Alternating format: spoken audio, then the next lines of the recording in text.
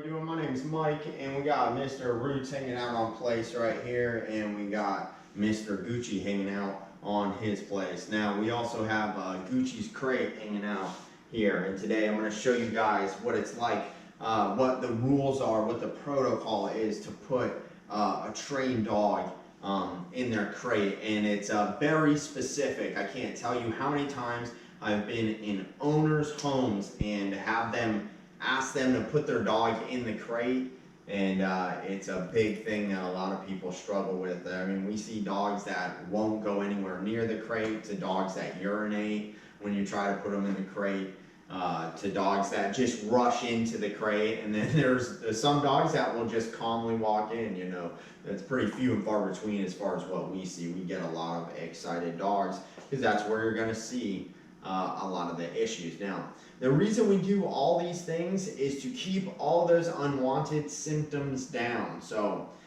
we ask the dog to go into the crate calmly.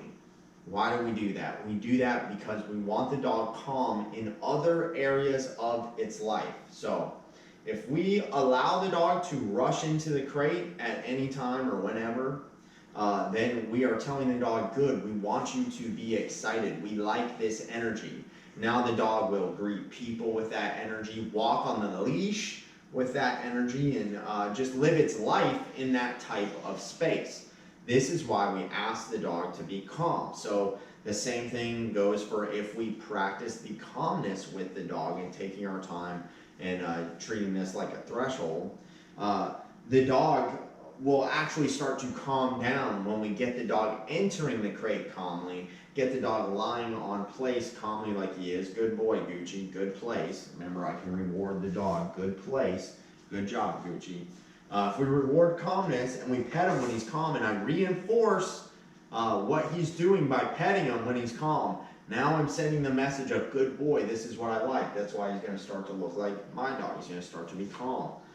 So the dog's going to live its life experience. So if its life experience is the owner saying good boy when he rushes into the crate, or when a dog rushes into the crate, not necessarily this dog's owner. This dog had he hesitated going into the crate. I definitely had to use the leash and lead him in with my hand, and that's how we do it. We use a leash, we bring the dog up to the crate, and any threshold, the place bed, the crate, or the front door, or your car, or anything like that, we have the dog sit, we take a breath, and then I'll say, okay, den, and that's the word we use for crate, because we want the owners to think of this like a den in the wild. That's what animals use, that's what dogs use. It's very similar.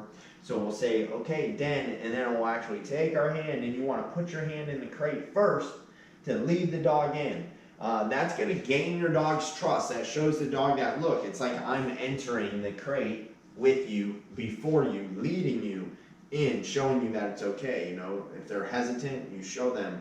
Like if the dog's hesitant to go in the car, I'll go in the car first, then lead the dog in, go through, and once they start to trust you, then you can just kind of ask them to go in because now they're used to it. So I'm going to go ahead and show you guys that, and all along the way, you're going to see me work with him. And I'm either going to be encouraging him or discouraging him, just like the last video. You're going to see me marking the dog's behavior when I'm working with him. Good job, buddy. Good place. And if I need to, I have a shake can right there. I'll grab that if he's like super excited. Okay, heel. Heel. Sit. Good. Sit. And see how he's real excited. He's wagging his tail, so wait a second. That kind of stops.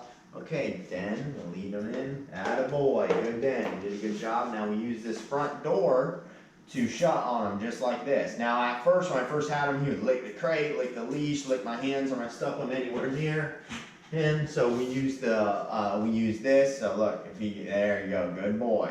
So if he goes to lick me or anything like that, I will use the shake hand, and he's trying very hard not to. So good job, buddy, good Den. So we use this front door. If the dog, to get the dog comfortable with being in the crate, if the dog goes to go out, we shut the door. Just like that. You have to be very quick. Again, on time and effective with that correction. It's kind of like a correction. So if the dog goes to get out, I'll even swing the door shut like that, like super quickly, and let them know this is a boundary. And it's just like the place bed. the idea is we're giving the dog a job. We're giving them a way to work. We're giving them a task. I'm saying, be on this bed. Do not come off the bed until I invite you. Same thing with this crate. I'm saying, hey man, be in the crate. Do not come out of the crate until I ask you. Good boy, good den. See how good he's doing? And you see, I only give him a little bit. I say, attaboy, and that's it. If I pet him right now, he would just come out of the den. So right now it's not appropriate to pet him. So there's a lot going on with dog training, but like I said, if you get the effectiveness, the timing correct, you can teach the dog. The other thing to convey is calmness. We want the dog calm. Good boy, good den.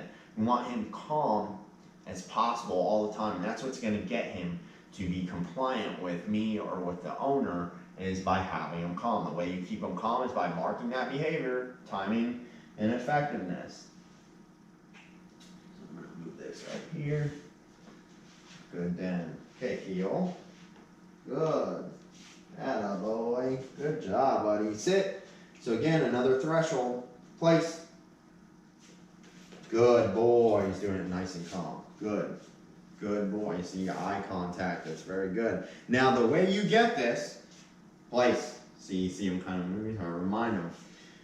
We don't say stay, we just remind him of the command that we want. We keep the communication short. If you're saying stay to your dog, you're teaching him there's another part of the command, okay? Because you have to attach meaning to each word that you teach him. So, all right, so I'm going to go ahead and keep working with him a little bit so you can just kind of see that every spot I bring him to, the place is a threshold, this is a threshold, we're having him sit, wait, calm him down, then allow him in. Each time you do this, this is going to make the dog calmer. Now, what I was saying, the way you get this eye contact from the dog is I'm correcting the dog for things I don't want. So the dog's looking at me, trying to figure out, what do you want from me? You know, what do I do to not get corrected? And he knows the way to not get corrected is to look at me for direction. And if he follows my direction, he's not going to get corrected. That's what starts creating a relationship with the dog. When you start rewarding him, that's what is creating your relationship.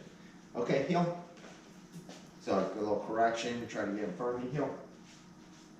Place, I'm going to put him right back on. I want him to do it slower, so I'm going to stand closer to the bed to get him to go slower. Heel. Good. See that? Good. And give him correction if he tries to go any farther. Heel. Sit. Sit. Okay, then you try to go the other way. You try to go this way, so I make sure I lead him into the crate. That's why it's important that you're the one leading the dog. So I tried to get him to go in, I told him den, and before my hand went in the crate, he tried to go around. So I just gave him a little leash pressure. Like the first video I ever did with him was showing him how to listen to leash pressure. That's why that's important the very first day. Everything we teach a dog is very important, but right from the first day, we're teaching him leash pressure and to listen to it so he doesn't fight it so much. And that's why that first video is very important. You even see in this session with him that we're using stuff from the first video that we taught him. Den, good boy, good den. And you see, if you teach the dog, this is what we do with the crate. You stay in it, you're calm, you don't make noise. This is how you're going to have a calm dog. This is how life is going to be easy with your dog. Otherwise, your dog's going to use, whining, barking as a way to get your attention, as a way to communicate with you. That's why you want to set up communication with your dog and make it clear what you want from the dog. Heel. Sit. Good boy. Place. Attaboy. Good job. And that's going to be it. So with a puppy, you want to keep it short and sweet. You want to try to have a lot of success with them. And then we want to we want to set them up to succeed. And like I said, we want to have it short. Their attention span isn't very long. Even things like this, just moving the crates around him, it's good for him to learn how to stay on place and get through these types of things. That's why we want to do that kind of stuff around them. That's how we desensitize them to things, is getting them to have rules on their furniture, their place bed, or in their crate. This is how you're going to start getting control of the dog. And when we're working with the dog, when the dog comes home after training, he only is in 3 different places, either on this place bed, in his den, or next to me on the leash outside going to the bathroom, or working with me in here. So they end up having a very busy day doing that. They're going here to there, outside, you know, they're doing all kinds of stuff, and you're working with them all throughout the day. When you're sleeping or away from the house, like at work, the dog stays in